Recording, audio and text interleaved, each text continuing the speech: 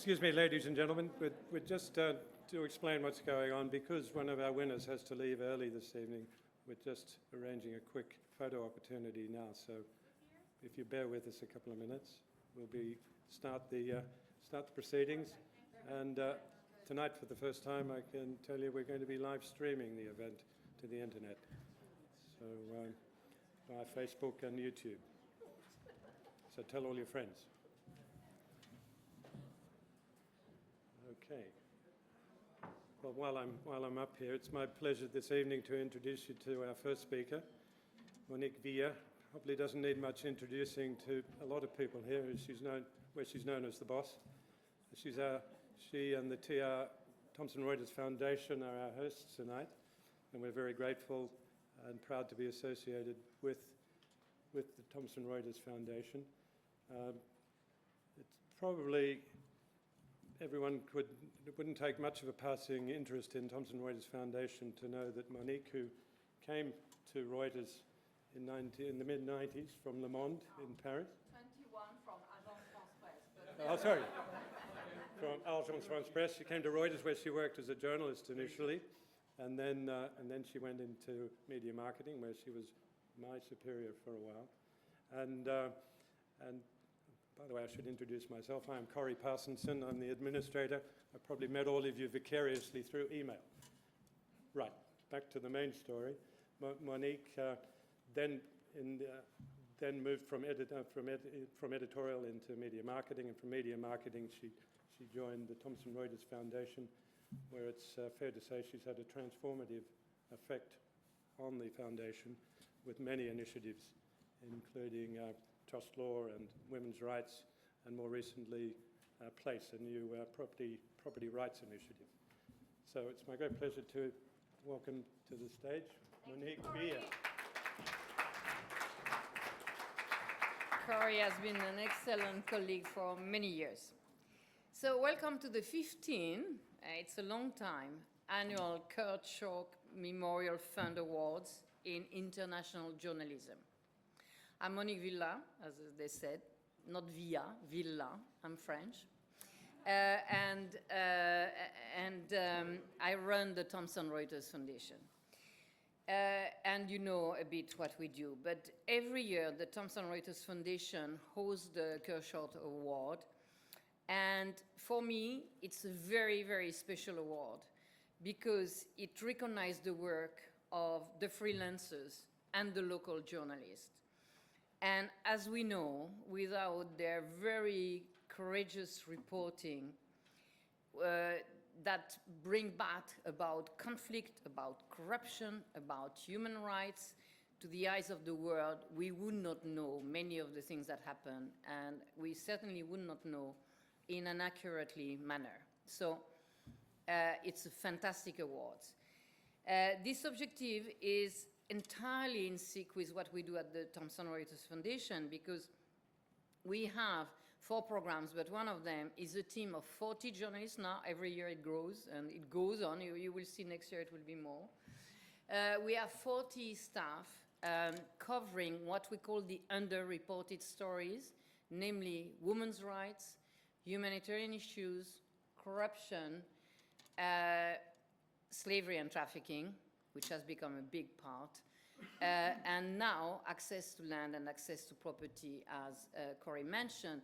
And this is a totally underreported issue, and thanks to an Omidyar grant, we have been able since March to hire 10 more journalists covering this issue.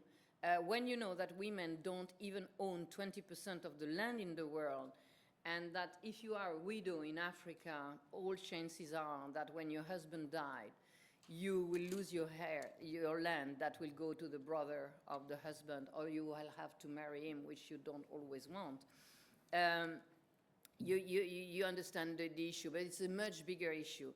And so we are covering it now massively, and since 2 years, all the news from the Thomson Reuters Foundation are distributed on Reuters Wires, which has given us a much bigger impact so impact is the word of the foundation, and we have a lot of impact on different issues. But journalism and good journalism is what we care for. We also have in journalism this huge organization, which the media development part of the foundation, which trains journalists around the world, and we train them on many issues. So if you take one issue, for instance, like slavery and trafficking, the foundation will have the 4 programs of the foundation working on it. So we train journalists around the world on how to cover slavery and trafficking, and that's not easy. That's a tough job, sometimes dangerous in many countries. We did that in India. We did that in Africa. We did that in Southeast Asia, and we do it more in London next month. We then have our team of journalists who cover also slavery, and we have 2 journalists in India covering only that on a daily basis. And this is changing the scenery there.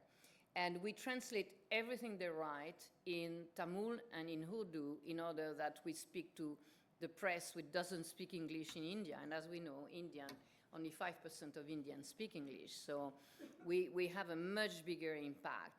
We published at the end of July a big investigation on what is going on in the mica mines in India. Mica is a mineral that is used in all our cosmetics, lipsticks and everything, but also in the car industry, in the electronic industry, etc. 60% of the production comes from India. A lot of slave children works in the mica mines. And our investigation proved that not only you have slave children working there, but you have children dying in these mica mines. 3 weeks ago, Volkswagen, who is the biggest car industry maker, announced that they were suspending all their contracts with mica in India to review them in view of this investigation. Then the government of India, of course, had to say, we are going to investigate, and I'm sure they will investigate very closely. But this is what I call impact. So we try to cover news that then can help society being better.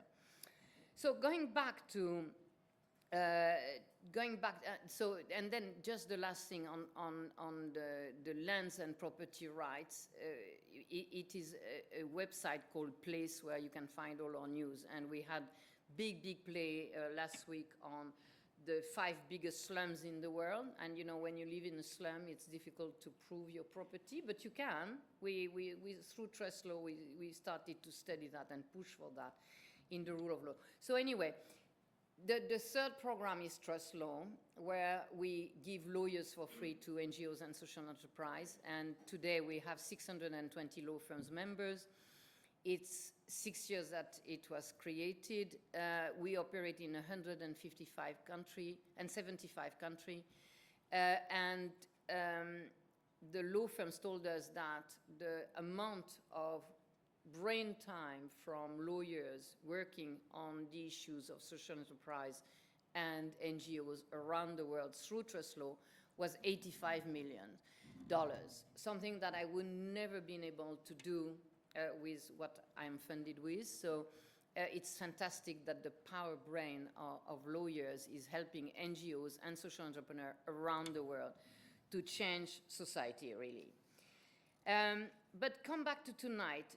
The winners we are recognizing know a thing or two about the impact and the power of exceptional journalism.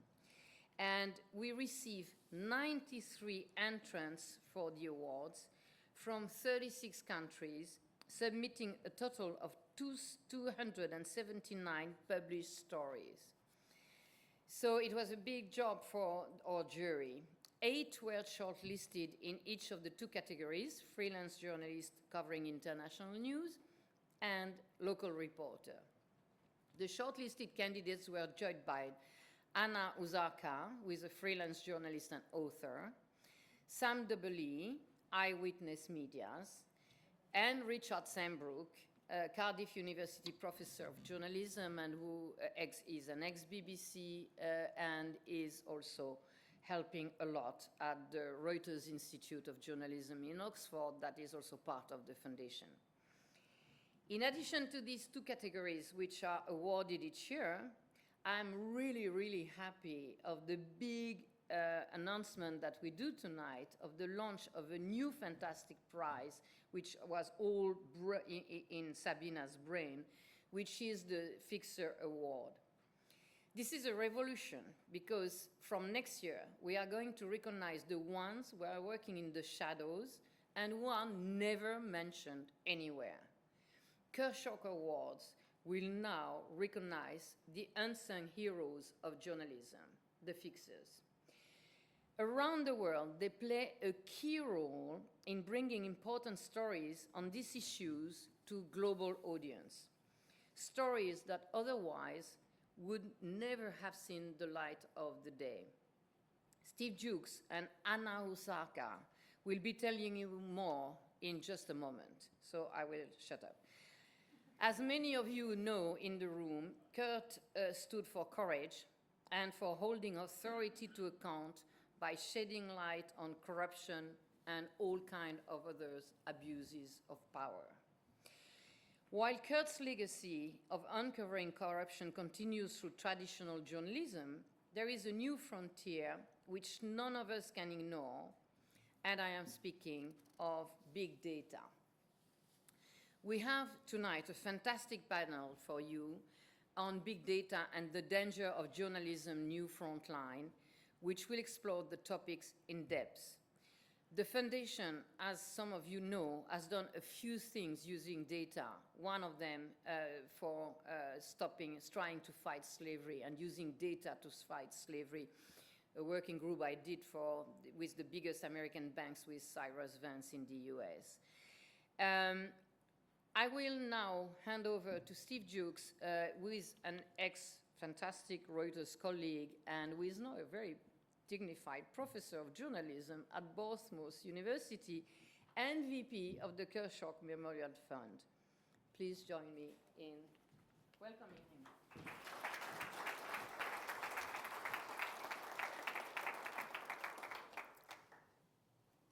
Thank you, Monique, and good evening. I know I'm going to get a lot of stick from my former colleagues for that professor title, but in the academic world, it's really important. And it's great to see so many familiar faces here tonight. I was lucky enough to get a tour of the newsroom in this building 2 or 3 weeks ago. And I have to say, I recognized about 4 people outside talking to Peter Millership. We sort of thought that I'd probably recognize 4 people in that newsroom, which would tell you that time moves on since I left Reuters. And since the year 2000, when Kurt was killed. And that was a world, as I think we know, was before 9/11. It was a world before ISIS, and it was also a world, if I can be parochial, before Brexit. Brexit? What's that? And I sometimes wonder what Kurt would have made of our post-factual society or post-truth politics, in which the appeal to emotion appears to outweigh expert knowledge. Or what would he have made of Trump, the US election campaign, or for that matter, of the Panama Papers and some of the data journalism that's going on now? And then I think, to something one of my friends and colleagues said to me a few years ago, Nick Moore, he said, actually the answer is pretty quite simple. Undoubtedly, Kurt would be doing that which he doggedly and supremely did, searching out the truth, holding authority to account. And as Monique has outlined, our panel discussion this evening looks at the current trend towards data in journalism, what's being called this new digital front line. And for us, with the awards, we wanted to try something different as well. And I suspect Kurt would have seized the opportunity to take advantage of the new technology and to investigate those darker and murkier corners of society, which is what it does. So that aside, I now want to say something more about our plans to introduce, in 2017, next year, a new award for news fixers. And again, as Monica said, the idea has been in the back of our mind as organisers of the existing two prizes for several years. It's completely in keeping with the ethos of those awards we're celebrating this evening, just as contributions from freelance journalists and local journalists are often overlooked, so too the role of the fixer is often undervalued and neglected. And I would argue that in our current news environment, the role is indispensable and absolutely key to good journalism. Equally, in the sometimes glitzy world of journalism awards, the fixer is rarely honoured. Yes, I think you can say the Rory Peck Awards have certainly been a shining beacon over the past few years. But more than often, the Western correspondent who scoops up the big prize on many stages around the world doesn't mention the fixer. So we weren't prepared to launch an award that we couldn't sustain.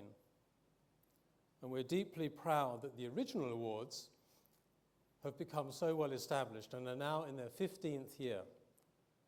And thanks to a generous donation by Anna Husarska and members of her family, we're now in a position to realize our plans. Anna was going to say a few words later herself. For those who don't know her, let me just say that she has been a fixer. She's a hugely respected journalist.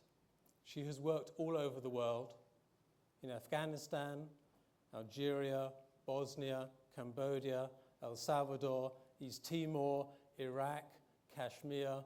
And as I was writing this, I sort of ran out of steam and I stopped at K. But actually, if you think about all the places she's worked, you can go to Ukraine, Zimbabwe, right through to Z. Absolutely you can.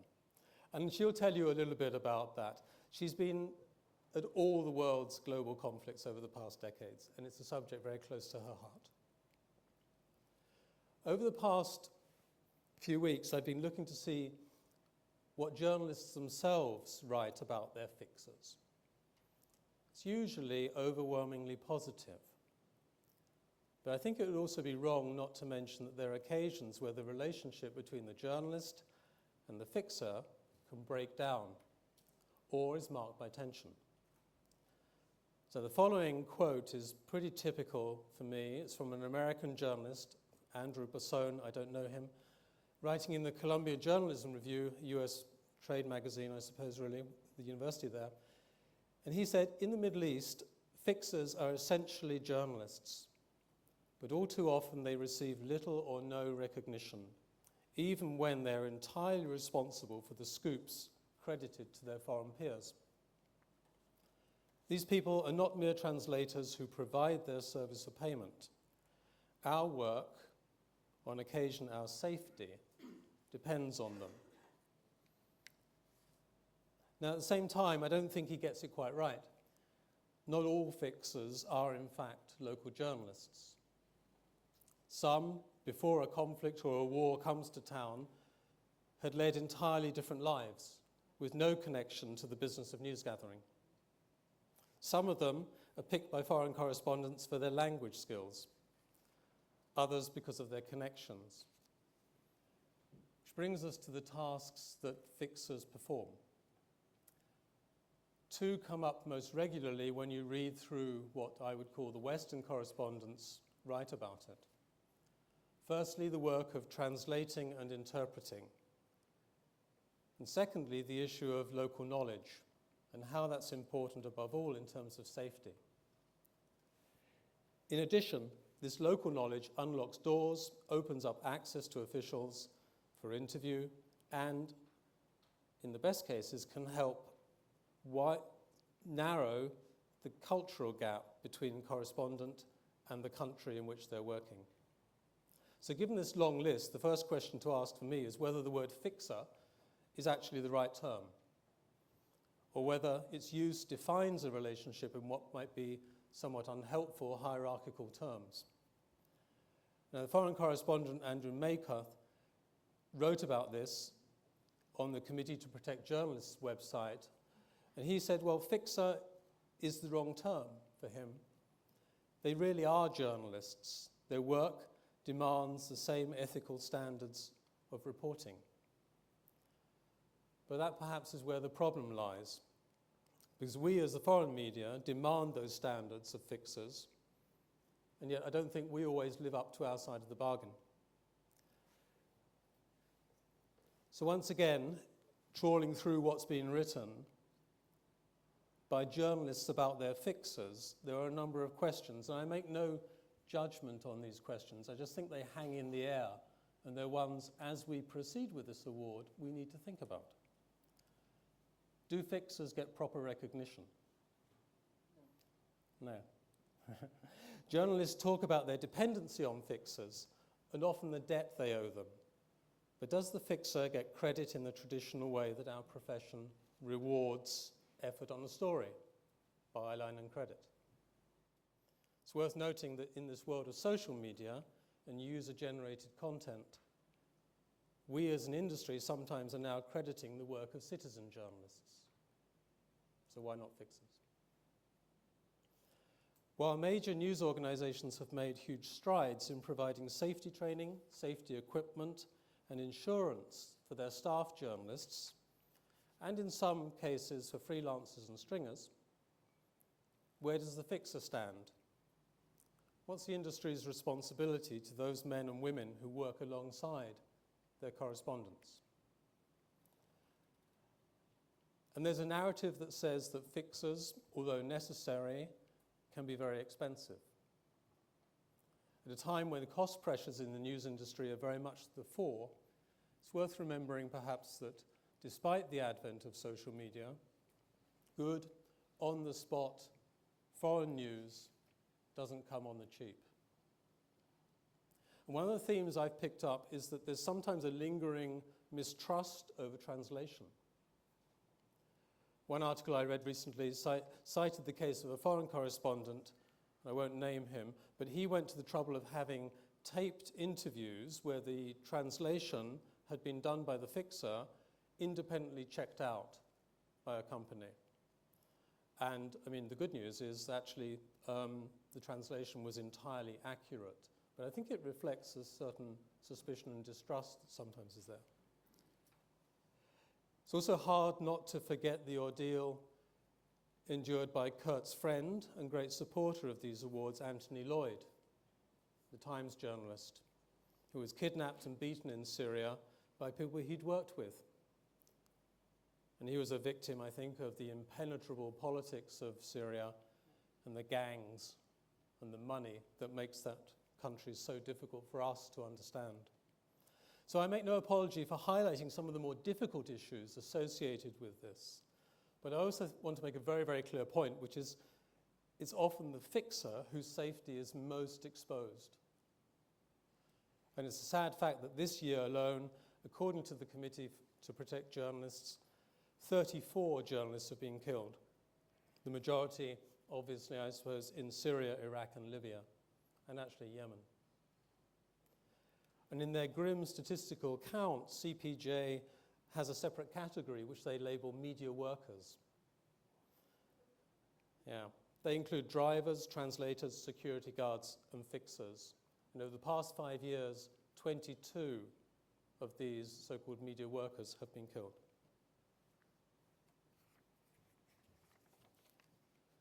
So to recap, from next spring, starting with the 2017 awards, we will have the additional Fixer Prize.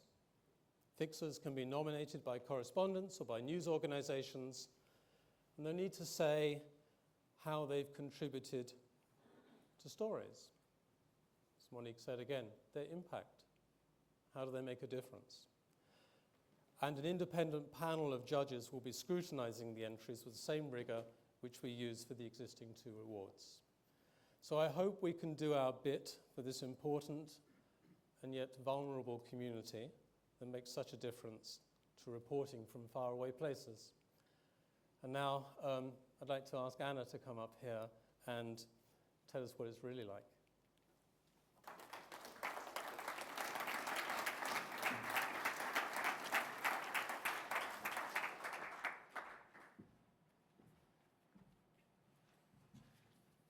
Thank you, Stephen, and thank you very much for coming here.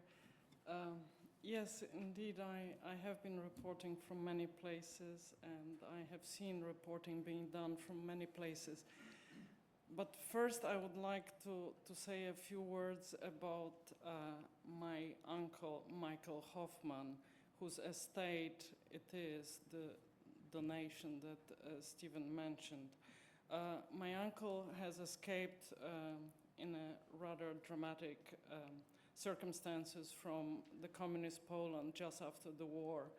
And I think the story of his escape would have made a great copy, as Monique would put it. Or a script for Hollywood, maybe. So I'm sure that if he had known that we are going to have an award thanks to his estate, he would bless us all for doing that. In fact, he wouldn't be alone blessing us, because as I went around trying to find where I would find a place for this estate of my uncle to transform itself into an award, and Kurt came to mind, I contacted Sabina. Then when the Kurt Schork Memorial Fund accepted, I started telling my friends around the world that the award will be there. And my Bosnian friend said, koniečno. My French friend said, enfin. My Arabic friend said, ahiran. And everybody who speaks English said, finally. That's what we've been waiting for. This award is long overdue, and we should be proud of ourselves, and we should feel ashamed it didn't happen any earlier. I think that they are very much unsung, and we will try to have them a little bit sung by this award. The reason why I feel that maybe I should be speaking about it is because I knew Kurt.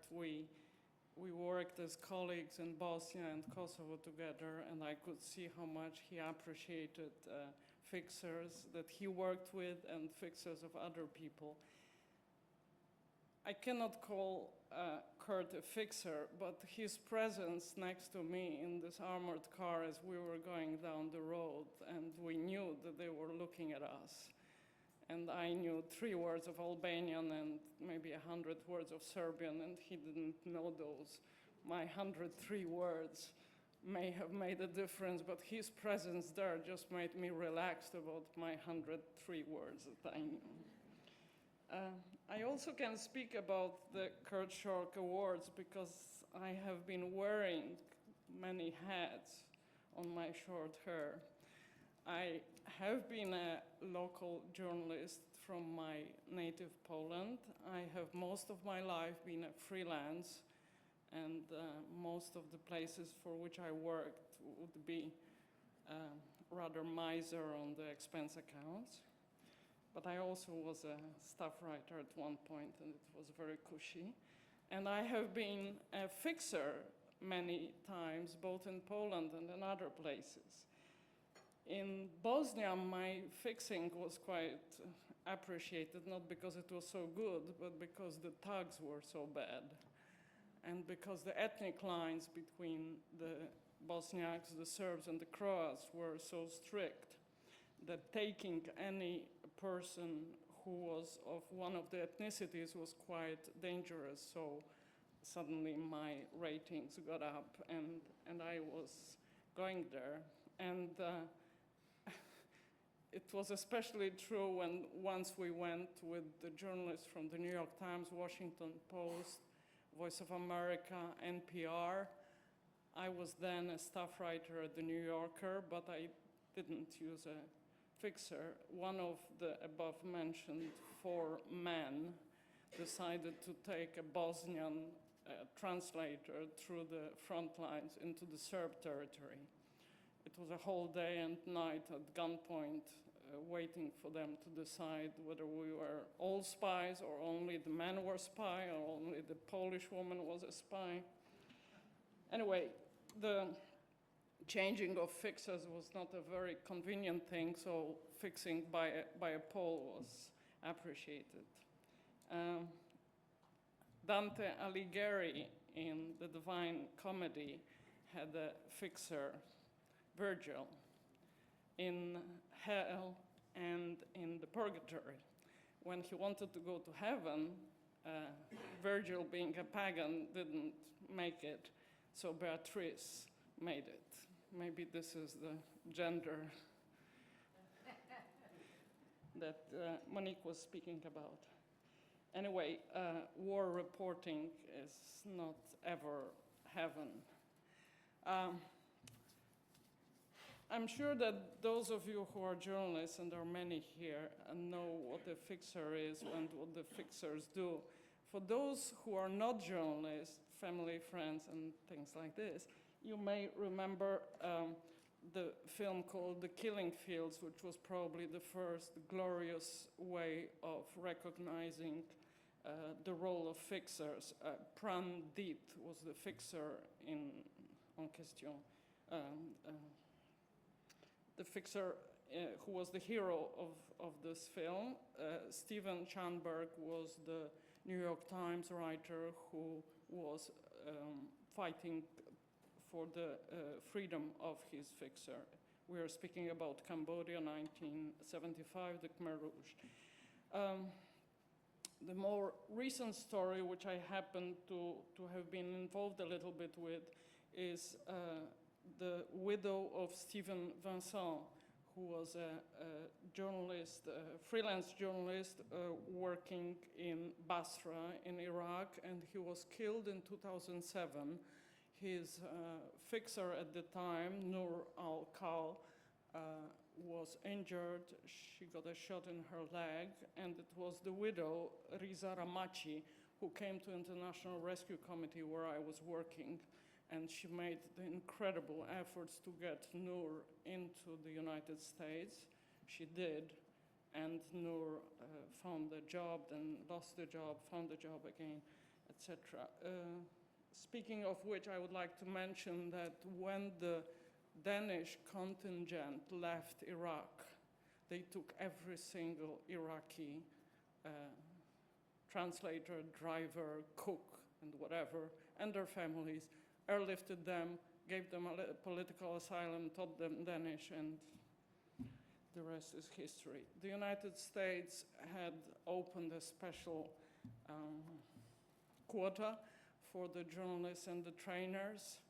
I think a monthly acceptance rate at the time when I was writing about this for mainstream media and bumping against plenty of problems was 1 a month, I think, and not with families, and everybody who has ever paid any ransom in Iraq was accused of being terrorist according to the Patriot Act, against which I spent 5 years fighting. Didn't win. Another incredibly inspiring story is closer to me.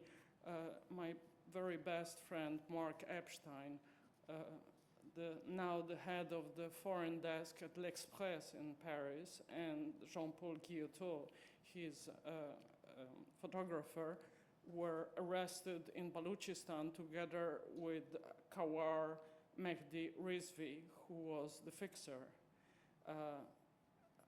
Mark and Jean-Paul spent a week in prison. Kawar was not released, and Mark has undertaken an incredible campaign to free Kawar, having himself been freed a week later. I was deported from Cuba just a week before, so my interest in the whole family being out of prison was particularly acute. In 2007, there was a very unfortunate case that may have come to your attention. It was Ajmal Naqshbandi Ajmal. He was the fixer for the reporter from La Repubblica, Danilo Mastergiacomo, and Danilo got released, being exchanged for 5 Talibans. whereas Ajmal and Sayed, who was the driver, were not exchanged for anyone. Sayed was killed and Ajmal was beheaded. This led my friend John Lee Anderson to launch the idea of a fixer fund, which has nothing to do with these awards, but I'm mentioning it that some people did see the fixer's fate. In this case, it's a fund that helps the families that stay behind and with the funeral costs, etc. I will be speaking with John Lee to see if there's any things that we can do together. The last story that I know about of fixers is Mohammed Rasool, who was working as a fixer for Vice, the American publication. Two British journalists were immediately released from detention, and Mohammed Rasool was held, and now he has been released on bail in January 2016. The case is that it happened in Turkey. The two boys are British, and Mohammed is Iraqi. So, but those above are the famous cases. There are many, many unfamous cases, and if I opened my Rolodex or my iPhone, I would probably come up with plenty of my friends having worked as fixers at some point or other. I don't think that they would like to be mentioned because very often fixing happens in countries where thugs and dictators, some of them with medical ophthalmologists, for instance, degrees, run the place. In other, there are former heroes such as Comrade Robert Mugabe or Comrades Fidel and Raúl Castro. They are really former heroes who run the place. So fixers in those countries prefer to be anonymous.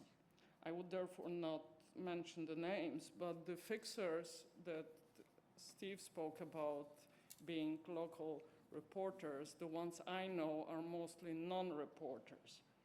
I have a little list here.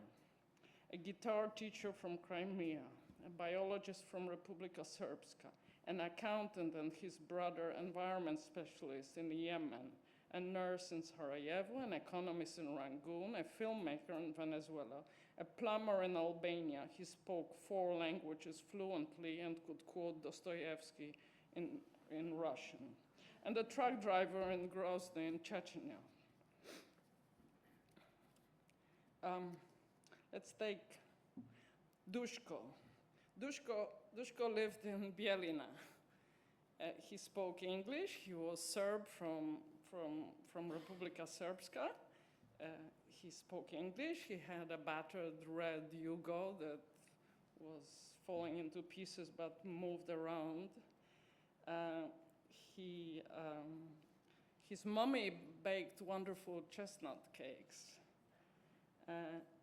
And he knew everybody. He knew the war criminals. He knew which war houses the war criminals went to, so you could wait outside the war house and get some pictures if your newspaper needed them.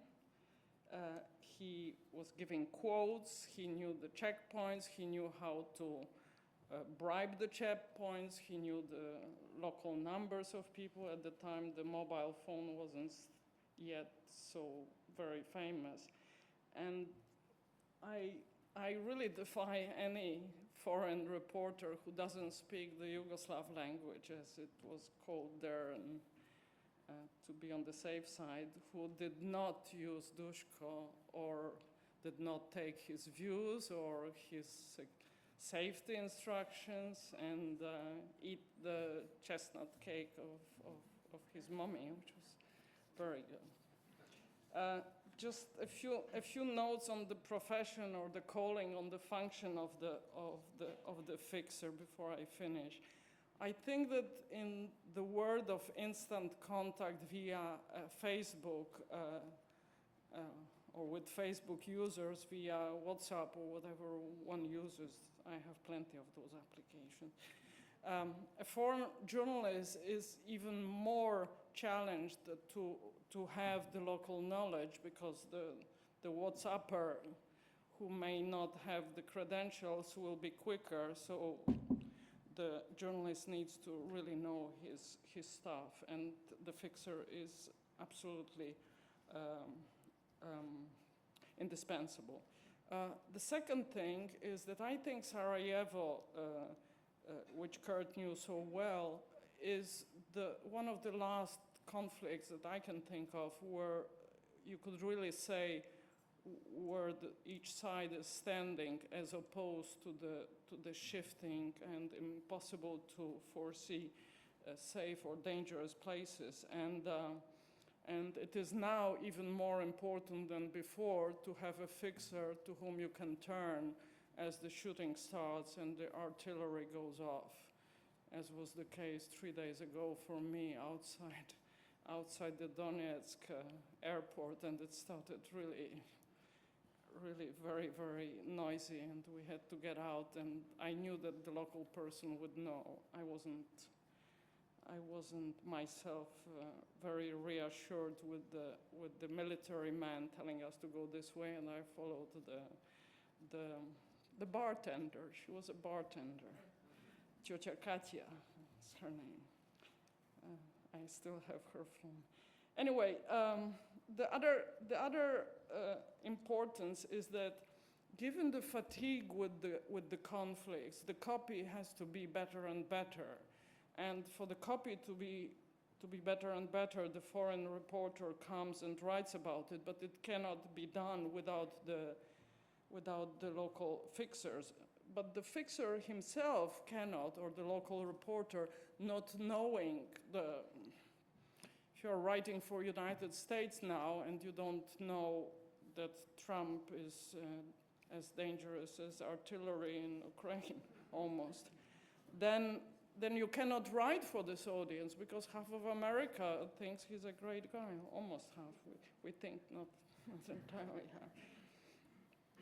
So the reporter and the fixer working in this symbiotic coexistence, I think, is something that will stay with us and is guaranteed to flourish.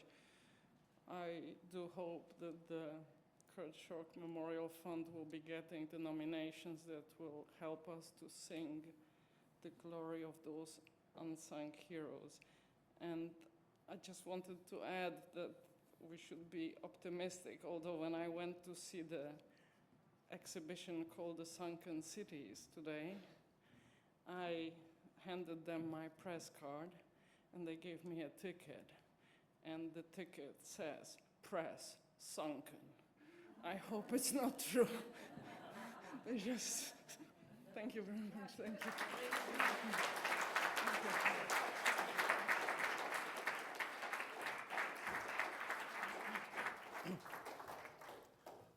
Thank you, Anna. The question is whether they could read the press card. What language was it in? Ukrainian or something, wasn't it? Yeah, exactly. So they had no idea what was on there. So now we come to this year's awards, and I'd like to ask Sabina Čosić, who is president of the Kurt Schork Memorial Fund, has been the driving force behind these awards, to join me on stage and to make the presentations. So our first award is for the local reporter, and this year it goes to Umar Ali, if you'd like to come up.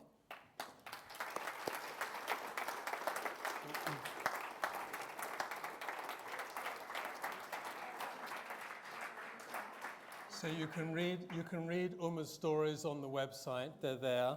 They're obviously they're about Pakistan, and the judge's citation reads as follows. I'm going to read it out, and then he can say a few words. Umar Ali tackles the sensitive issues such as blasphemy laws, the underprivileged, minorities, ghettos, and ethnic tensions in a country where journalism is a dangerous profession and criticism of mainstream opinion a high-risk strategy. Using elegant and concise prose, Umar Ali produced engaging features which combine personal and human interests with a broader ethical and social perspective. His articles went behind the daily headlines to consider causes of violence and social problems. And in doing so, he directly touched many tensions in Pakistani society that have a wider global relevance. Thank you, Stephen.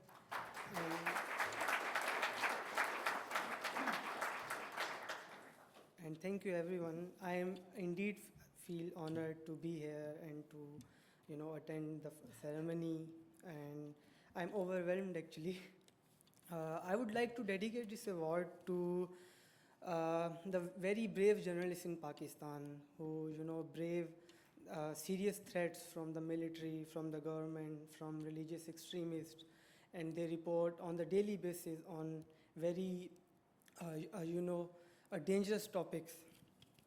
About my work, I think in Pakistan, even if you, criticize the blasphemy laws, which are obviously used to, settle personal vendettas and many other reasons, and they are indeed, a draconian, because a mere allegation can,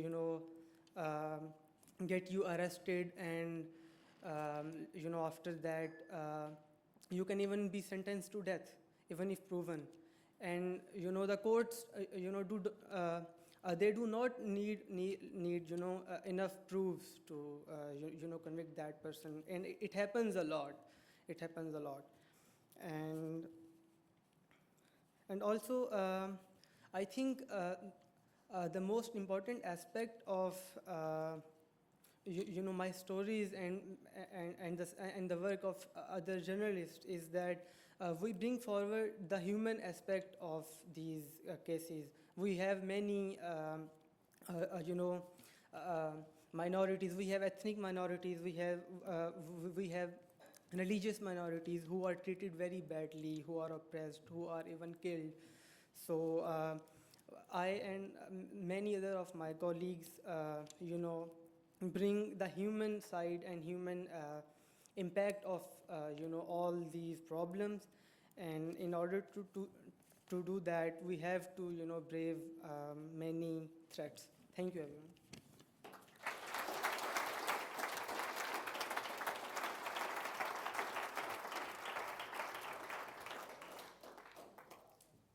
And this year's award for freelance reporting goes to Iona Craig.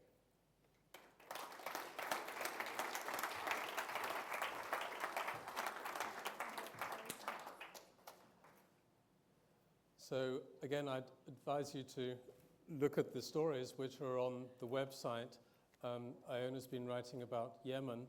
If anybody saw the front page of the Times today, there's an extremely distressing picture of an 18-year-old woman emaciated in the city of Hodeidah, and it's extremely distressing, and I think the Times actually got the message that it's distressing. I'm going to read the citation, and then perhaps you can say a few words about what's going on in Yemen. But Iona Craig, the judges wrote, Iona Craig's undercover stories from Yemen, the most underreported conflict area in the Middle East, are beautifully written and full of empathy. At significant personal risk, she reveals much of what lies behind the region's current crisis with an on-the-ground eyewitness perspective, stemming from impressive personal initiative, which is at the heart of great journalism. These were rich, well-written features which left the reader better informed and emotionally engaged. Courageous, too, in her political assessments, where she is unsparing in her judgment about US and UK involvement in Saudi Arabia's attacks against the Houthis.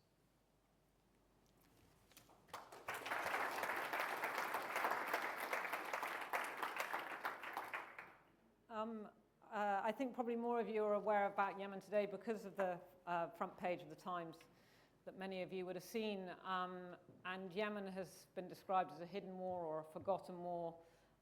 And that appears to be, unfortunately, the strapline to the conflict. And actually, that picture of that lady you saw on the front page of the Times this morning says a lot about the coverage of Yemen, because she'd actually been malnourished for 5 years. And for those of us that had spent a long time covering the country, that sort of level of malnutrition and starvation that is now so widespread was almost inevitable, really, as was much of what the conflict is going on right now inside the country. When I first turned up at the beginning of the war, I'd been living in Yemen from 2010 to 2014.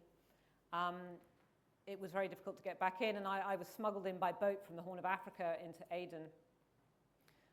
One of the moments going through the front lines of the conflict then, the city was divided and was being fought for.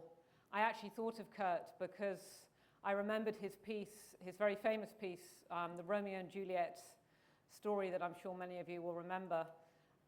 When we crossed over through no man's land, there was a similar scene. There was a dead body that had been left bloated in the street that was not allowed to be picked up by anybody because snipers were threatening to shoot anybody that tried to retrieve that body.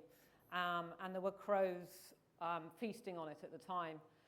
And so it's somewhat fitting, I suppose, that I've now found myself here this evening and truly honoured to be given this award. I just wanted to sort of pick up, though, really on what has already been said this evening about the fixers. When I turned up in Aden about 6 weeks into the conflict, I had arranged a fixer in Aden, somebody that I knew, but I don't think they believed that I was going to get there. So when I did turn up, he came and met me, then thought I was quite mad, and handed me over to somebody else who was not a fixer, not a journalist, who was a doctor who happened to speak English. He then essentially took me under his wing. I mean, arguably, it was quite good having a doctor rather than a journalist on board when you're working in a war zone. And he'd never done any fixing before in his life, but he was very good at it, a bit of a natural, actually. But I relied on him entirely. I slept on the floor in his house. His mother fed me. Whilst he was working for me during the day, he was still working as a doctor by night. Nobody was being paid because of the war. He was volunteering, working in the hospitals, looking after the people who had been injured during the conflict. The bit of medical aid that was coming into the country on the top of an oil tanker at that point was coming to his house, and he was distributing that aid with various other young doctors who were around at the time. Many of the senior doctors had left the city because of the conflict and because they could afford to do so. And much of the health system was being run by these young volunteer doctors. And I then turned one into a fixer overnight as well by day. And I really owe everything that I've done, or much of what I've done certainly in Yemen over the last year and a half, and that was sent in for this award to him, to Ammar. I will give him a name, Ammar Darwish, and his entire family.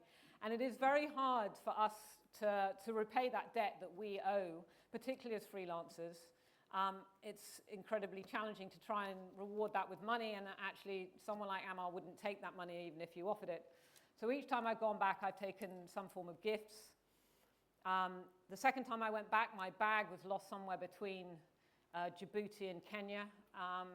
But in my hand luggage, my carry-on luggage on the boat, was the largest fan I could find that ran on batteries because there's no electricity inside Aden at the time, and it was 40 degrees, and a Manchester United football shirt. Unfortunately, the bar is being raised, particularly as the more successful my reporting becomes. This time there was a request for a bicycle. So I now have the challenge of trying to get a bicycle somehow to Aden. So I'm very pleased that this award has been launched this evening, because perhaps after the bicycle, this is certainly something that I would like to nominate him for, but I fear if I get the bicycle there and I can't offer something better, that I'm not quite sure what the next challenge is going to be. So it is absolutely down to these fixers. I don't even, as we've said already this evening, it is really an appropriate name. I have dragged him all over the country, and his family, his entire family, have looked after me tremendously well. And I owe a huge amount to him and his brothers and his mother, who's a great cook. And I wouldn't be standing here today receiving this award if it wasn't for Ammar and all the work that he's done. And he still is a doctor as well as now a great fixer. So to add really to that is that whilst we walk away and leave, and this is the hardest thing now, is I'm not living in Yemen, is that I'm going away and coming and going from the country, is always that you're leaving those people behind. And whilst we may call it a hidden war or forgotten war, it's the people who are left behind it is not forgotten. It's always there for them. It's a constant. And we really need to find a better way, particularly with Yemen, to be covering it. It has largely been left, a lot of it, to the freelancers. When I went in at the beginning of the war, the only other journalists going in at that point were the freelancers who were smuggling themselves in on boats from the Horn of Africa. It did then get easier to get in the country. But this is why it's taken so long for a picture like you saw today to get to the front page of the Times. I first covered the humanitarian crisis of malnutrition in children in the same place in Hodeidah back in 2012. Of course, the situation has got worse because of the war. But it's not the fact that, that the situation or these circumstances are necessarily new. Yes, they've got worse. It's just the fact that we're not hearing about them.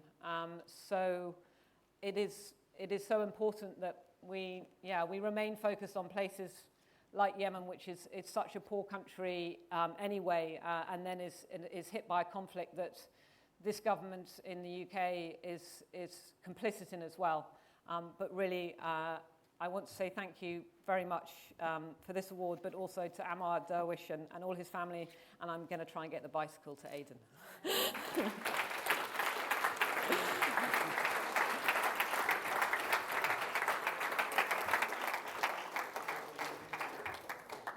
Thank you. That brings us then to our panel discussion. I'm going to ask Axel Threlford from Reuters to come up and moderate that panel. Thank you very much indeed, Stephen. It really is an honor for me to be here tonight and to moderate this panel.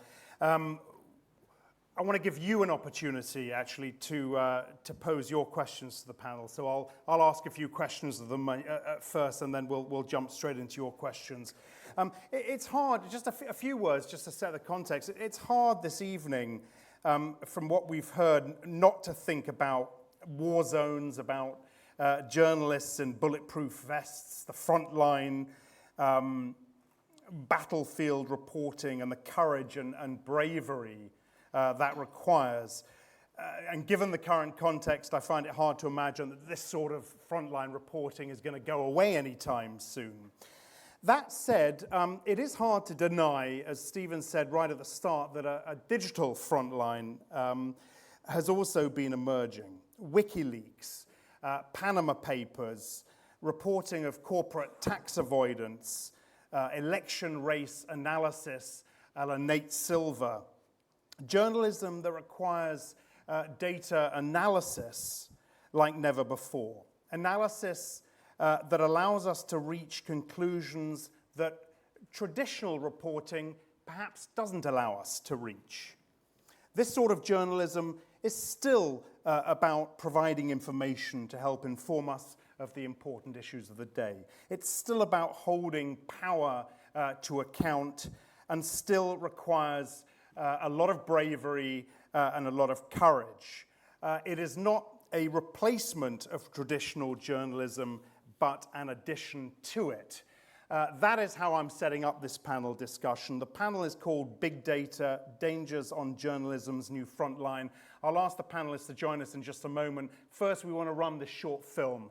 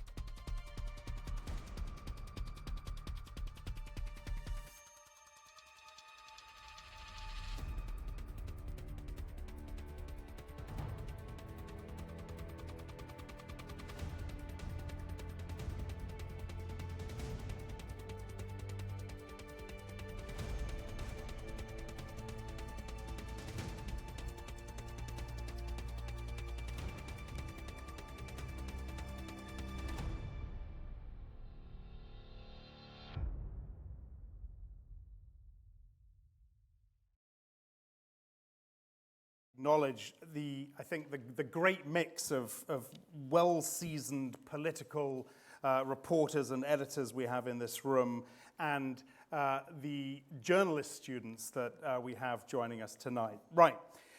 Tom Bergin is from Reuters. He is an award-winning investigative journalist, most recently recognized for his work exposing corporate tax avoidance. He has won the George Orwell Prize for Journalism and a Gerard Lowe Award. Tom, come and join us on the stage. Iona Craig is now a freelance writer, of course, we just heard. I'm not actually going to go through her whole biography because we just heard it, but I do want to mention a couple of awards she has won: the Martha Gellhorn Prize and the Frontline Club Print Award, and this year the Orwell Prize for Journalism, as well as tonight's award. Iona, where are you? There, come on back up. And finally, Helena Bengston, editor for data projects at The Guardian. She has also been database editor at Sveriges Television and the Center for Public Integrity in Washington, D.C. Come on up as well, Helena. As I said, I'm going to kick us off for 15, 20 minutes or so. Then I'm going to let you guys have a go at these three. Let me ask you, Helena, just to start with. Tim Berners-Lee said, "Data journalism is the future. Journalists need to be data savvy." Is that true? Yes and no, I would say. I've been a data journalist for a very long time. I don't believe in the people who say that every journalist should know how to code. I think that there are people who know how to code much better than journalists, so why not collaborate with them? I think that journalism, that said, I think that journalism would benefit from journalists knowing how to not be afraid of a spreadsheet, to maybe even know how to sort it or do simple calculations. And actually about 90% of what we call data journalism is made by those simple skills that I can teach any one of you in an afternoon, I promise. All right. And I know, look, there are a lot of, as I said, there are a lot of journalist students here, and these people, a number of them, hire journalists, so we will tell you what it takes in just a second, or they will tell you in just a second. Iona, let me ask you, we heard you speak just now. How do you use data in your reporting? Do you use data in your reporting? To what extent will you in the future? I haven't done really in the past, although I did do a stint at the Bureau of Investigative Journalism, which required 2 weeks of data entry, so perhaps that was enough to put me off data for quite some time. But yeah, I'm working on a piece at the moment. I can't really go into too much detail, but I've been working on for some time, which originated from getting information from the ground, some of it anecdotal, but of sources on the ground, and then realizing that there should be data available. Then it was the scenario of getting hold of the data, which isn't always straightforward, and then using that data.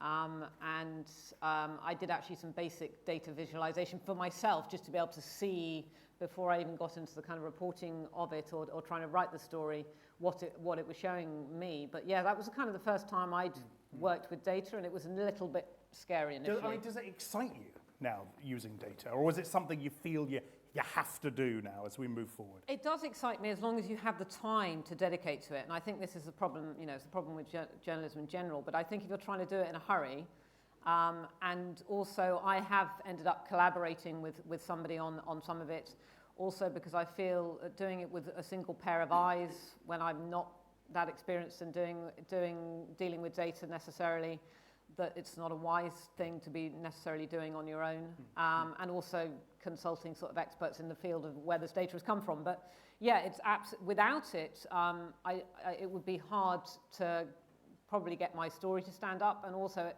kind of makes it undeniable once you have the data to back it up. You know, the title of this panel is Big Data Dangers on Journalism's New Frontline. And, I've got to admit, it puzzled me a little bit, because I always thought, this idea of data, this is how we verify stuff. This is how we really give it credibility. But Tom, let me bring you in. It seems to me that the problem is with how people interpret the data. We as readers, me as a non-mathematically minded reader, needs to trust you, the journalist, to interpret the data correctly, right? Yes, I mean, with respect to the kind of work that I do, I generally use data. It's a lot of it to look at what corporations are doing, or other, maybe powerful people, wealthy people. And what I'm usually doing is using data to tell another story. And that would probably, of course, then require me to overlay various different data sets. So it could be, it could be trade data with corporate data, along with procurement data to show that, medical equipment is being sold to Siberian hospitals at 3 times the price at which it should be sold. But it's complicated. I mean, the problem with data, it's complicated, and sometimes you're making a few jumps. So there is a degree of interpretation and understanding there that's required. And at the end of the day, if you're trying to assess, is somebody gaming a regulation, it's possible that you're wrong. And therein lies some of the danger. That's certainly one of the sort of dangers of the frontier. And, if you're using data to build up a picture of a system which you're then going to depict, and in the process accuse people with a lot of money and power of wrongdoing, you're not going to be there, hitting the button on that one, feeling, totally without any butterflies in your stomach.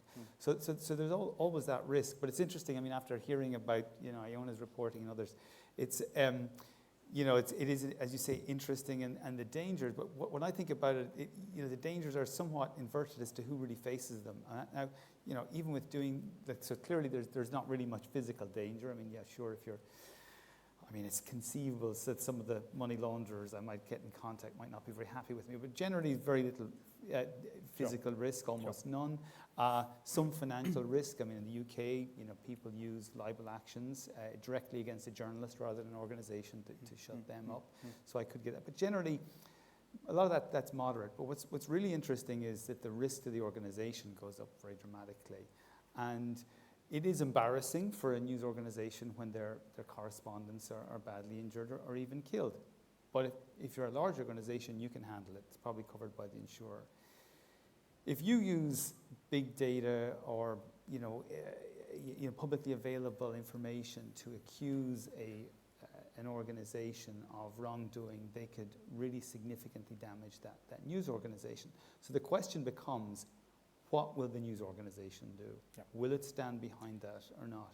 And, so the courage there really has to be required of the organisation. Yeah, I know you want to comment on this. As the data journalist, the idea of dangers lurking is maybe anathema to you, but look, the dangers are there, as Thomas said.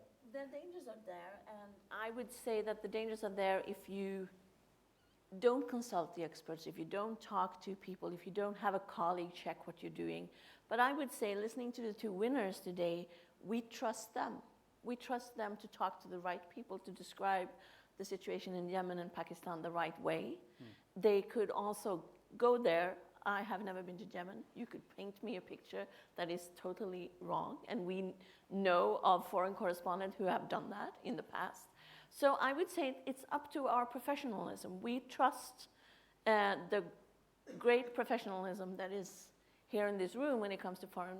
So in the same way, we should trust the professionalism of a data journalist. For me, it's journalism. My question, we trust Iona for her words. Yes, of course. We trust a data journalist for the interpretation of the data. When Iona starts interpreting data, do we trust her to do that? Well, that's why I'm collaborating with somebody, because Exactly. I don't trust myself, in the sense that it's not that I'm going to try and make up stuff, but it's the issue of the risk of making mistakes when you're dealing with something that you're not familiar with. But also, a data journalist, if I go in, for instance, like my 2 years in London here have made me into a property reporter. I never did a story of property until I came to London of reasons. But I don't have all that knowledge about property. So when I do my analysis, I of course pair up with reporters who has that knowledge, and we can together collaborate on these stories. So we will have a discussion.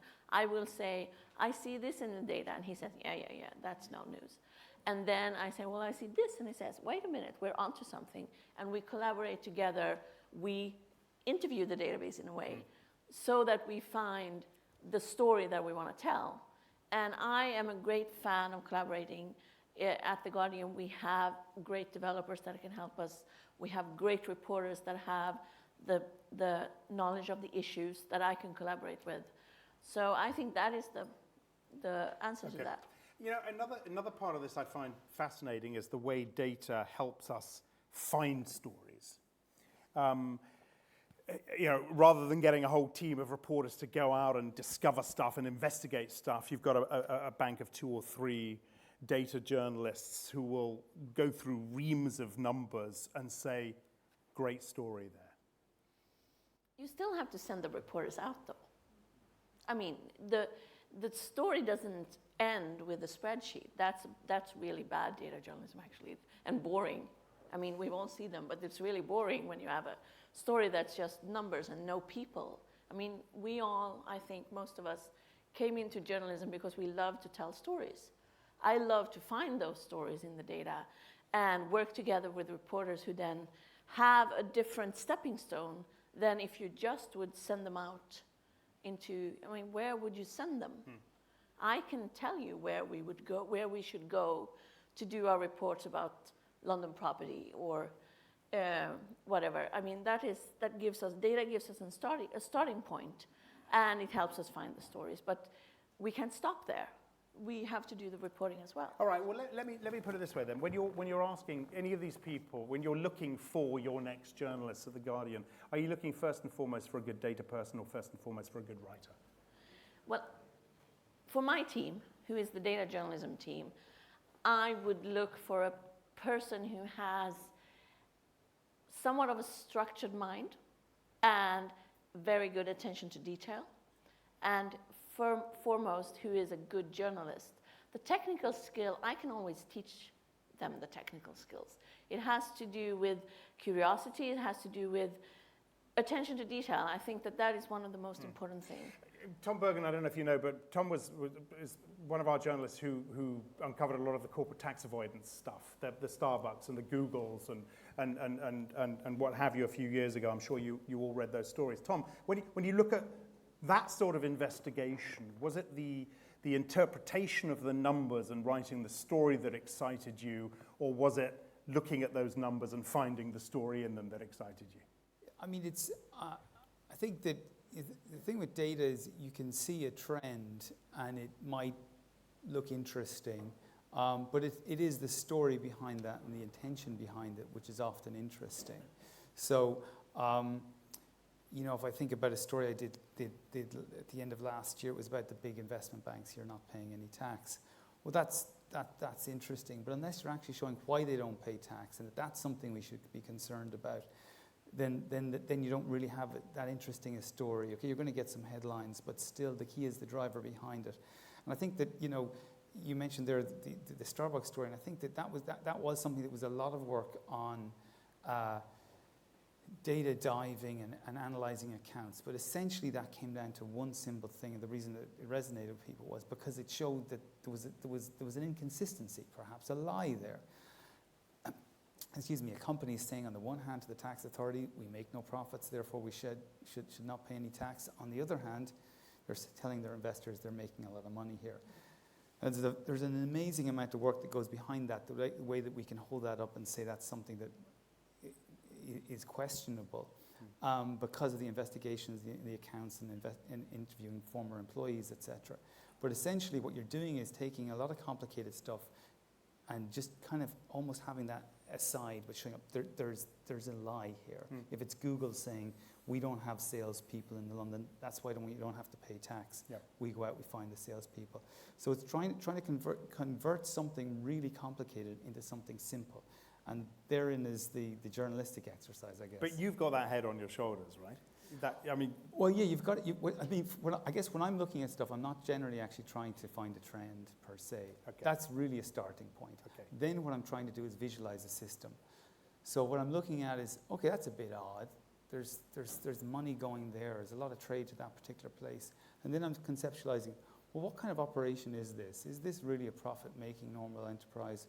Or is it a money laundering enterprise, or is it a tax avoiding enterprise? So I'm trying to visualize the system. You talked about, and I know you can't talk much more about the project you've just embarked upon, but is that sort of thinking, is that going to be more your thinking going forward in your journalism, your day-to-day work?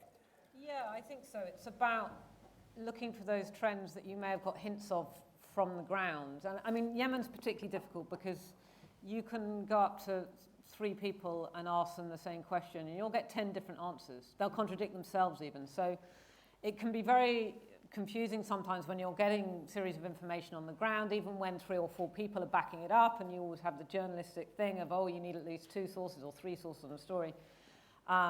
But sometimes even in those sort of complexities where the politics is very difficult, and particularly when you're in a civil war scenario, when you've got sort of polarization of the story and people sort of feeding in propaganda on both sides.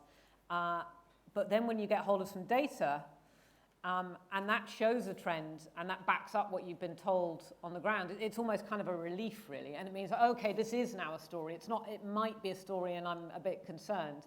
It actually then, I know you were saying about, you know, publishers are being brave about using the data, but actually in a scenario like that, it's actually, it's the fallback, really, because without it, then it could be, somebody could very easily wiggle out of it, or the lawyers could get involved, or, you know, etc. But when you've got the data to back it up, then there's very little wiggle room. But you worry about the dangers?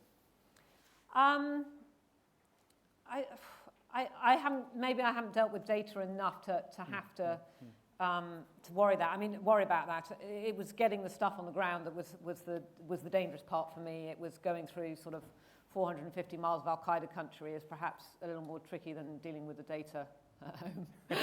Sorry, that was hey, I'm going to open it up in just a second.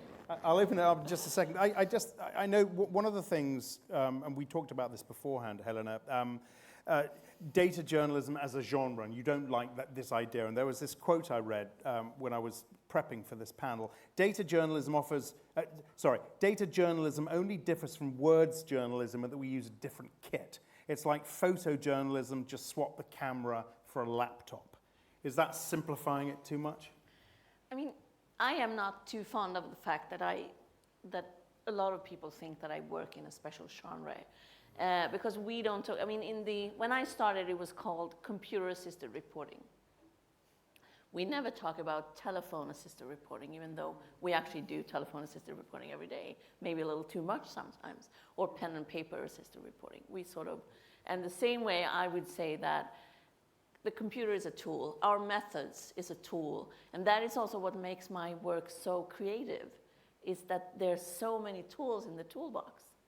And in one way, I feel a little sad for journalists who say, I don't want to do that, that's boring, it's just numbers. Because it's not, it's people. Every row in a database is a person, or a place, or a property, or whatever I'm now, or a company that I'm looking at. And it's my creativity that sort of lets me sort of lure out the story on that in one way. And I told you before that I actually look upon sort of my spreadsheets and my databases as interview people. I mean, I am interviewing them, and it's the same way as a good interviewer. I have to ask questions, listen to the answer, do follow-up questions on that answer, the ones that we sometimes actually forget to ask. Or I have to find a new person, a new database to contradict my data in order to sort of see what is the true thing. So in one way, I think that it's a very, very creative job for me. It's not. Okay. I'm told this is a crowd that has lots of questions, so I've been instructed to stop pretty early and open it up to the floor. So let's have some questions from you lot out there. Yeah, gentleman there. I think we've got a microphone. Have we got a microphone? Maybe you just need to stand up and yell. Oh, we do have a couple of mics. There we go. Yeah, right over there.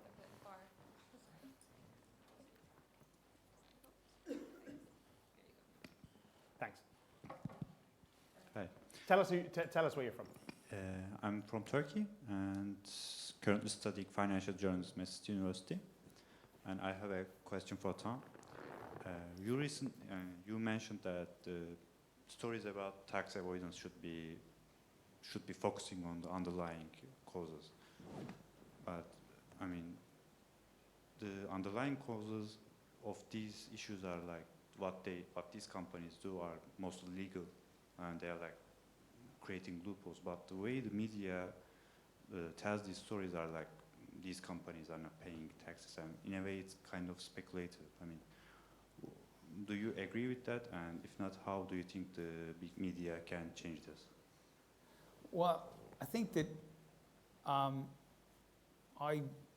the tax avoidance issue, I think what's interesting, the laws haven't changed, but I think there's been a huge amount of progress in the public understanding on that issue.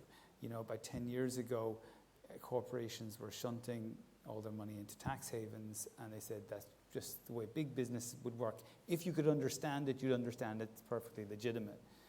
Now, what we've seen is, over the past few years, because of a lot of reporting on that subject, we see, yes, it is phony. Yes, you are ripping off the taxpayer. And now if you listen to the commentary from the OECD, who provides government's advice on these issues, they say, yes, it's phony. This stuff should not be happening. 5-6 years ago, they didn't say that. So I think that and I would say reporting has played a lot into that these behaviors are not consistent with any intended legislation.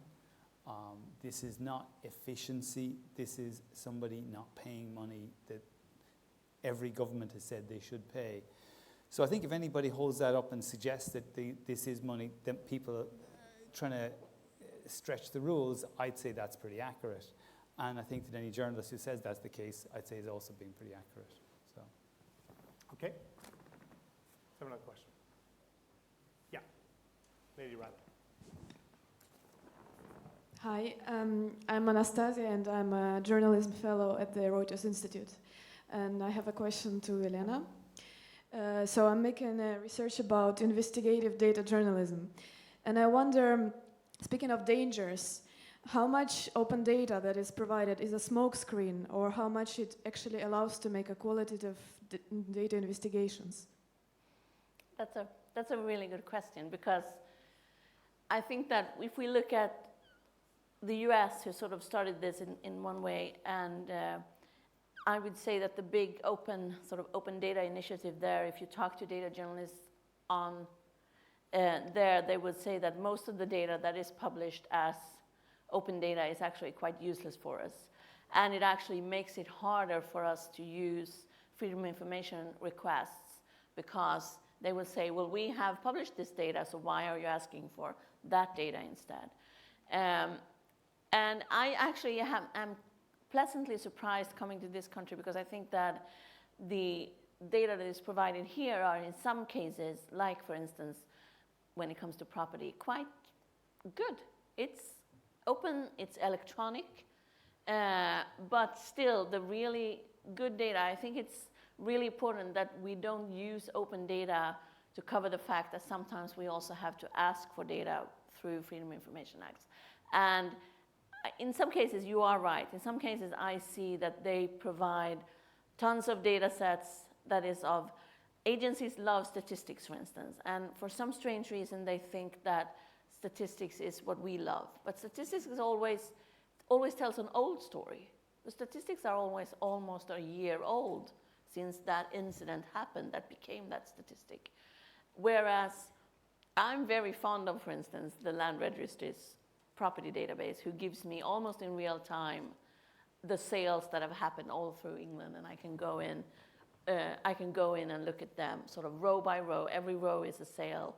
I can see the price, I can see where it happened, and that sort of thing. And that kind of data, that kind of raw data where every row is a person, a place, an event, something, that is data I would want to see more of, and that is kind of unusual to get, actually. Do you ever, okay, statistics, it's old, but when you look at some of this new data, do you ever worry that your team, your people, or anyone out there for that matter, is going to interpret this in a way that's going to mislead? Constantly. Yeah. Constantly I worry about that. All the time, yes, of course. But how do you monitor that? How do you direct that? How do you... You talk to people. You have to, I mean, this is our job. We talk to people. We talk to experts. I talk to experts in the field. I try to talk to the people who actually have done those databases to make sure that there are no, that I am actually, I would say that I've never done a story without sort of talking to the people that have done that data in order to make sure that I have interpreted the data right. Maybe if I've used just ONS data, because they're quite reliable, to be honest. So yes, that's a constant worry, because you can, as a friend of mine did when he made a database of all the salaries of the Supreme Court judges in Sweden, and actually made put the comma in the wrong, or the point, sorry, you have a point, the decimal point in the wrong place, and he went out and he accused one of the judges that he had made this much money extra outside of his work, and the judge threatened to sue, of course, because the decimal point was wrong. I mean, you always worry, but you check and you check again, and you talk to people, and that's what you do. If I stopped worried, then I would be worried. Yeah, go ahead, Tom. On that one, I mean, obviously the data we have is often very partial. But just journalists and non-data journalists are readily accepting of data provided to us, partial data provided to us by special interest groups, and accepting it on the basis of their own interpretation. Which is a real worry. A real right? worry. I mean, an example, I did a story last year about Greece and the shipping industry. Greece shipping industry has been living on the pig's back for the past 50 years because it's been telling everybody that they are 10% of the economy. They've received subsidized loans, every kind of tax break, and also they don't have to, their workers don't have to be covered by local labor laws. They get a whole bunch of benefits, all because they're 10% of the economy. They're not 10% of the economy in any way we'd ever understand that. It's more like 1%. They're 10% of foreign exchange earnings if you count it in the way that they do there, which is the only place in the world they do that. The problem is everybody who receives a press release from the shipping organization sees this, we're 10% of the economy, and they write it. Now, there is no data to get official data to judge how much they contribute, because all that they count is the top line, what comes in. They don't count what goes out. And when you do that, which I did from compiling company accounts of the shipping companies, you could see that 90% of it was going back out. So you're left with about a 1% contribution as opposed to 10. The point being, if the data doesn't allow you to come to a conclusion, don't accept that you have a conclusion just because a PR sent it to you. And that's something for everybody, not data reporters. Okay. Yeah. Yeah, gentleman right there. This one wasn't an innocent mistake, I suspect. Hi, Tony Austin. I'm a former Reuters correspondent. I joined the company about 40 years ago, about the same time as Barry here, but I didn't stay quite so long. When I joined Reuters, I thought this is the best news organization in the world, and there's something of me that still believes that, and I'm proud to do so. But I feel, unfortunately, that standards are slipping, not Reuters, but the rest of the world. And I say this because the BBC, which used to be almost as good as Reuters at being objective, I think let us down, particularly on the Brexit vote. And my question to the panel is, do you believe in an objective truth, and how are we going to promote that?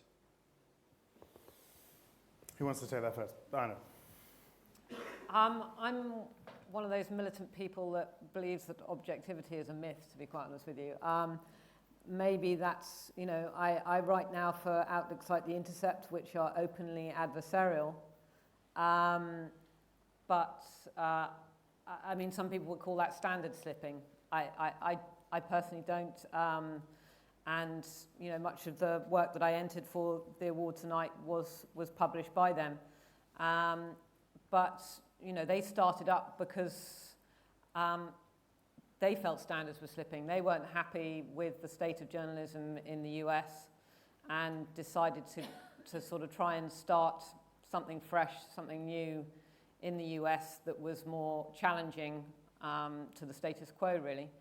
So I'm not one of those people that really believes that objectivity that it is a bit of a myth, that we can be balanced in the process that we use when we go about our journalism, but we're human beings, actually. And if I went about what I was doing in Yemen in this sort of sterile objective way, there's no way that I would, for example, be calling out the Saudis for violations of international humanitarian law, which if you spent any time on the ground in Yemen are quite clear and blatant. And I think that would actually be wrong of me to walk away and say, well, this is what the Saudis said, this is their defence, etc. So you also disagree with the way the BBC covered the Brexit referendum? Tom?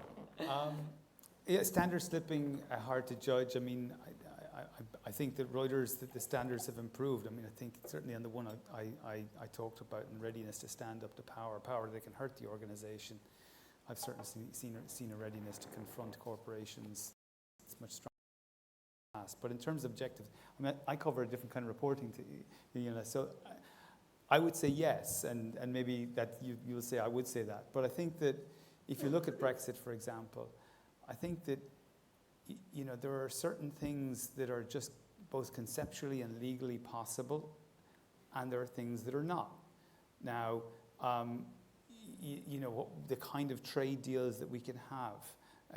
For example, Britain is a big, apologies for getting a bit technical here, but Britain's a big exporter of services. If you want to have a trade deal, you really want it to be something that allows you to export services, not widgets, because we don't export widgets.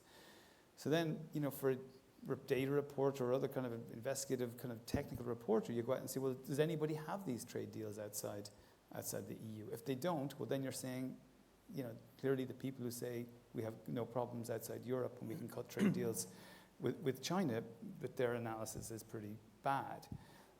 Now, I don't think that that's being biased. I don't think it's being anti-Brexiteer. I think it's just being factual. So I think with the kind of work that I do, that I can show you that money ended up in Bermuda. It didn't end up being taxed anywhere.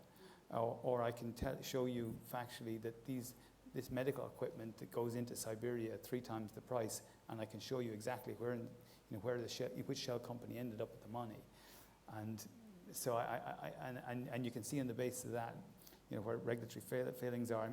I think you can be objective. I'm not bothered by that. Okay, Eleanor, let's get your viewpoint. Yeah.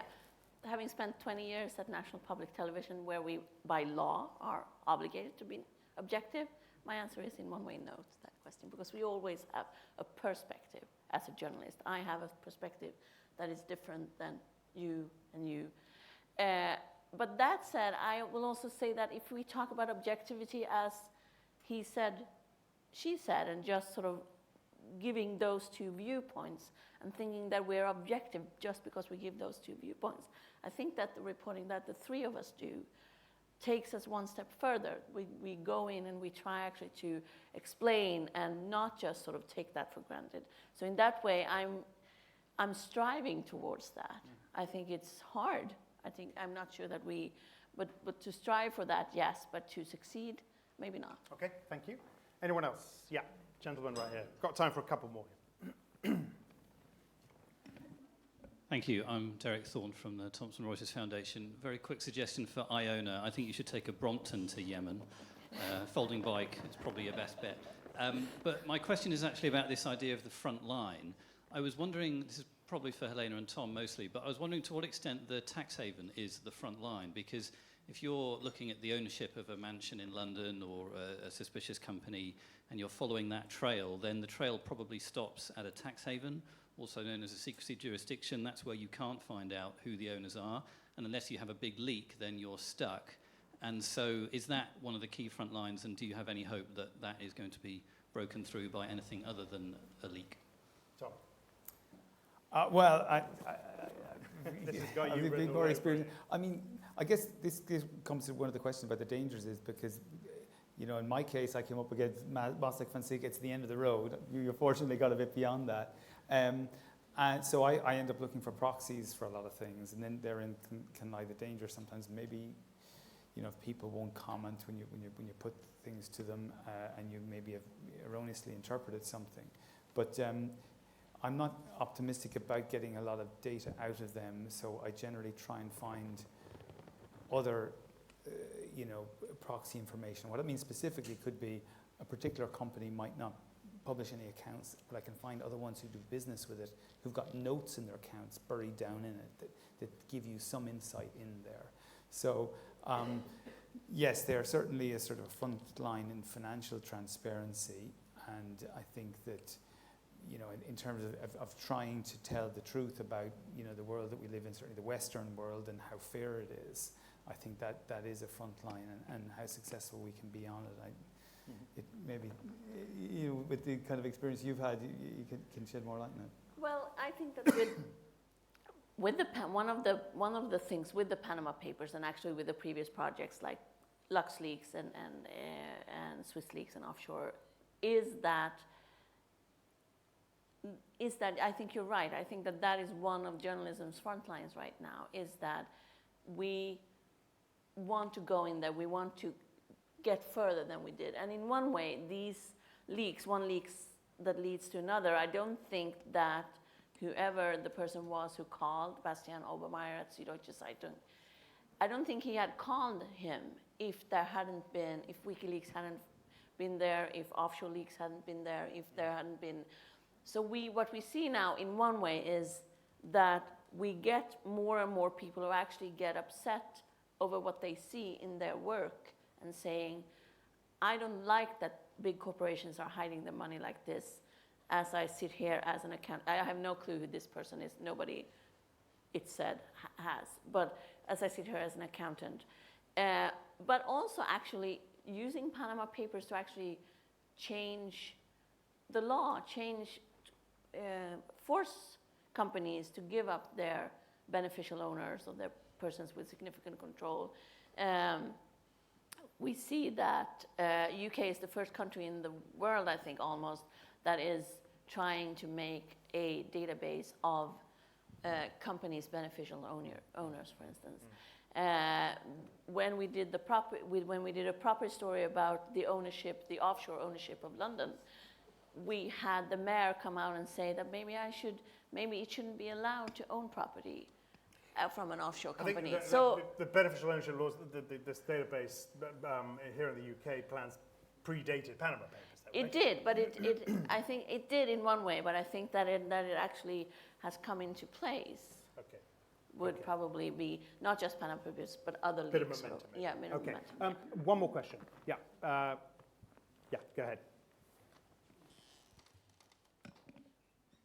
Thank you very much. I'm Samira Kawar. I'm a freelance energy writer for Argus Media, and I also provide some training for the Thomson Reuters Trust. My question is this: and it's mainly to Tom and Helena, a lot of these documents, I presume, or data that comes into the hands of journalists is highly, highly confidential. How can you have the confidence to use that and know that it's not fraudulent, or that someone has leaked it to you who has an agenda and might be using you to incriminate someone? How can you be absolutely sure that what you're using is not a fraud? Well, I mean, for me, quickly, I mean, most of the work I do is publicly available information, so I'm trying to mine information that is publicly available to anybody to see something that's, you know, that usually by overlaying different data sets. So it could be procurement databases with company accounts and other things. But in terms of when, you know, it is non-public information, like bank databases or things like that, transactions, you know, you need to check it out and go to people who are the subject. I mean, you know, Reuters practices no surprises journalism. So early on, we go to people and say, look, it looks like you're a crook. Do you want to tell me, are you a crook? You know, usually people have some reaction to that. No, I think that is. I think you're putting a very important point. Is that we can never be 100% sure. We can never be.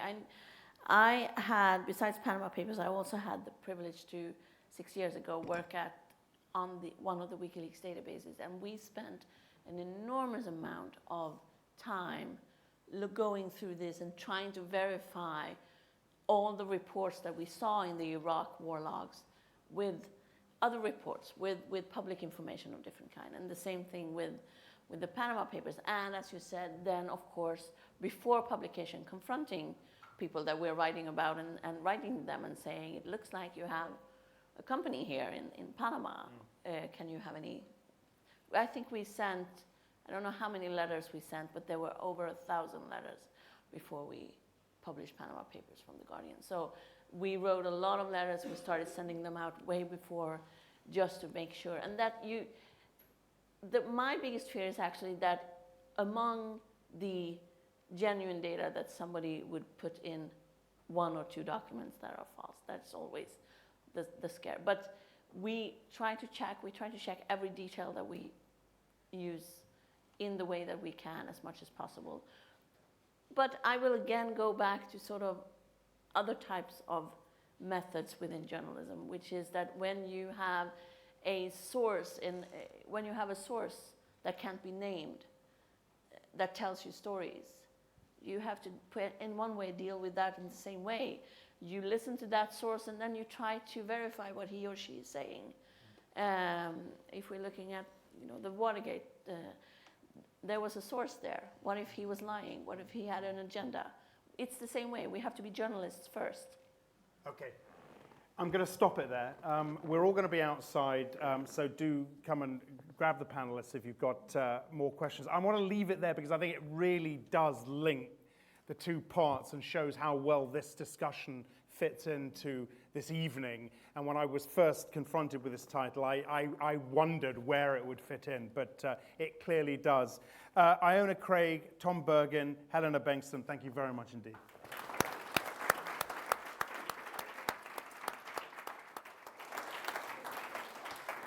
Thank you, and also thank you very much, Axel. Just before we have drinks outside, I'd just like to say a few words of thanks to Monique, the foundation, but specifically, I think, if you allow me, to the people behind the foundation, Belen, Zena, Nicola. Fantastic work, and thank you so much. We are indebted to you for that.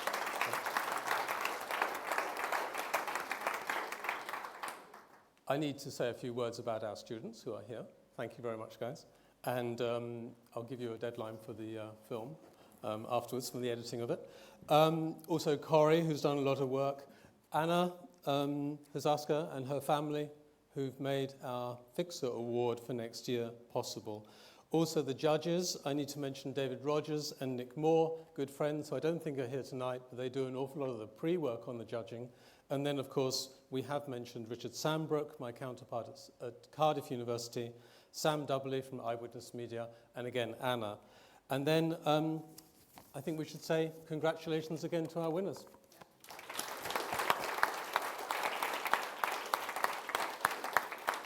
So join us, please, for drinks outside.